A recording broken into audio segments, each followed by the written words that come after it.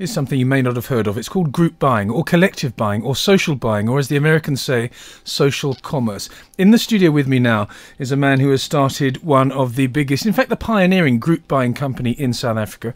It's UbuntuDeal. His name is Jess Green. He's with me now. Jess, I don't know what it is. I've never come across this, so I'm looking forward to this interview because you're going to do most of the talking. What is group buying? Well, I'm looking forward to helping you understand it. It is something that we do need South Africans to learn about, to understand, because unfortunately, well, for us at the moment, it's one of those industries that people need a bit of education on. Group buying is not something, I suppose, that's unique in the world.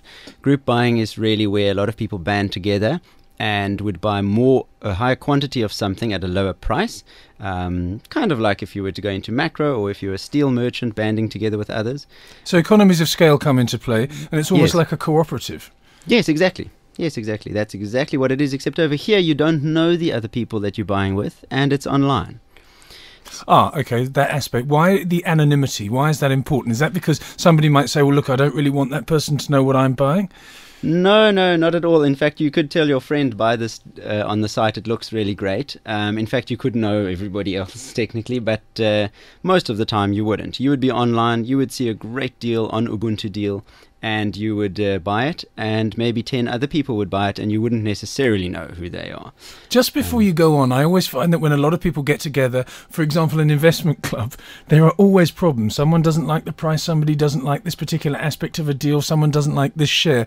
Does the UbuntuDeal, because of the anonymity and because it's online, get rid of all that nonsense? Actually, that's a very good point. It does. When you go on, if you don't like the deal, then you don't buy it. If you do like it, then you buy it, and if enough people buy, the deal will then validate, and people can continue to buy once it's validated. I've got so many questions because I want to ask things like, what about the price and when does the deal go ahead? But we'll come to that when you give us a practical example. Great. It is established overseas. Can you give us the extent of the popularity of this particular concept in, for example, the world's largest economy? It's only going to be the world's largest economy for a couple of years, but the US is still number one. Is it big there? Yes, it is massive there. It's one of the largest trends for 2009. In fact, late 2008, a website called Groupon started in America. Groupon because it sounds similar to the word coupon or voucher, which is what you receive once the deal validates from the website. Groupon is now valued at over $1 billion.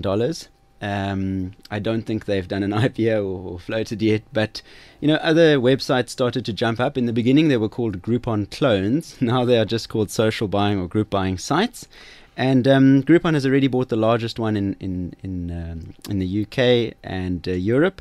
It's in almost any country that I've looked in. If I type in group buying and that country name into Google, I literally will pick up a few sites that have that. The theory being, of course, that if you're in America and you are on the internet, you can group together with somebody in China or Australia or Singapore or South Africa and get together and do it like that. Yes or no? No, in actual fact, that's a very good question. It won't work with people in other countries. They can go on and buy if they know that they are going to that city very soon. So, for example, if you go to Groupon /New York, and there's a vendor there that's offering a deal, and you buy that deal, you could be in China and you could know that I'm going to be in New York in a week's time and I'm going to redeem my voucher then. Okay. But you have to redeem it at the vendor, which is location specific. Okay, so it's a geographically specific concept as well. That's right, yeah. The extent of the business in the US, you just got to the point where you'd said that Groupon has been spreading its capitalist tentacles and snapping up smaller companies throughout the European continent. Is therefore it dominated by one or two big players, this business? Well, worldwide, when you read the online articles, to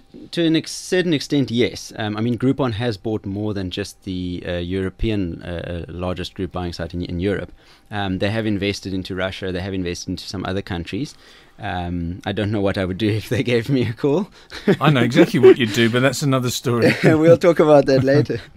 But I must say that yes, it looks like that. Although Living Social, I think .com is the second largest, and they've also spread out, as you say, their tentacles. So no, I think it really depends. I mean, the thing is that it's just grown so fast. All of this is less than 2 years. In fact, in Sweden, I read recently that the first group buying site in Sweden grew faster than Groupon, actually. did. And these are countries with a very high internet penetration. So there are lots of people that are able to buy at a very quick rate, and most of them have, online buying power. And what this is doing, of course, is bringing down the price of goods, which is a fantastic thing. I mean, central bankers won't like you for doing this because it's going to perpetuate deflation in the world, and therefore more money will be pumped into the system, etc. But for the consumer, people like you and me and small and medium businesses, I'm sure, are great users of group buying. It's a fantastic thing. Is that one of the criteria, that it has to be a certain discount to the normal, for example, listed price? Yes, that's actually very important. The group buying model works when the discount is 50% or more off the price, or the value. 50%? Yes, 50% as a minimum. Otherwise, you cannot attract enough buyers in the time that the deal is on the site. Most deals are supposed to be on the site for 1 day, but it really depends what you discuss with the vendor. Yeah. Sometimes there is a specific deal that may only collect enough buyers over 2 days. But if you can collect them in a shorter period of time, I mean, Groupon, they literally have such an attraction to their site that they have 1 deal a day. And I've actually seen them start to split that and put 2 deals a day on, whereas the original model is to have 1 a day to attract the most awareness to that company. What sort of size deals are we talking about here with Groupon, which, as we've put forward, is the market leader in the world? Well, I mean, we're talking anything from 500 buyers to over 3,500 I've seen on one deal. But it also depends on the price. Naturally, if you're selling something here and it's more than half price off, but it still costs 1,000 rand, I think we'll have many less buyers than if it costs, say, 100 rand. But yeah, I mean, I've seen the biggest deal that I've read about is where Groupon did it with Gap Clothing, and Gap Clothing, well, I think it was $25 for $50 off your purchase at Gap Clothing. Yeah. And it was phenomenal. I can't remember all the figures, but the revenues were millions, and Gap Clothing brought in I think it was almost tens of thousands of customers into their store. Because it is per city, and it's in roughly 50-something cities in America, there were just so many people. And Gap stores are, as far as I know, all over. So yes, they are. Yeah. I think the best way to do this is to give us a practical example of how a recent Ubuntu deal or a current Ubuntu deal has worked. Can you do that? Because I think there's still some gaps in my knowledge about how the whole system actually plays out. No, perfect. I mean, for all the sort of business owners out there, it's a brilliant way of getting, and a measurable way of getting a guaranteed number of people into your store, creating a lot of awareness from those who don't buy. And essentially what would happen is that a vendor, and a vendor here is a business offering a deal, a vendor would club together with UbuntuDeal and set up a deal that can go on the site, and that would then run for a specified period. People would then be able to go onto the website. There is naturally a subscriber list where people are alerted, and you can easily jump onto that and be the first to know about the deals. But essentially what would happen is, once the amount has been reached and people have bought, and let's say, for example, 10 are needed to validate the deal and 25 buy in a day, then once the deal's ended, they all receive vouchers to go and redeem at that vendor, and the vendor then would obviously accept those. One thing to note there is that there often are fine print specifics about a deal. So, for example, some deals may be for a theatre show, in which case you can only really redeem it on a specific day and time. Terms and conditions apply, or as they say, T&Cs apply. Yes, that's right. Our fine print, I must say, though, we're quite open with that. We put it actually directly under the deal. We don't want people to buy something and then get there only to find out that they actually didn't really want it, or that they can only use it on Mondays and Tuesdays at between 8 and 10 or something like that. Yeah.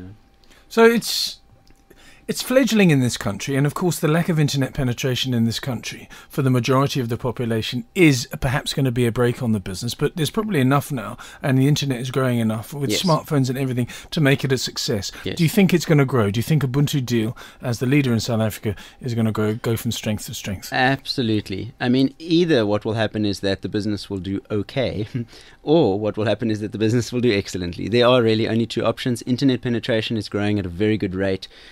Our banking system is very secure.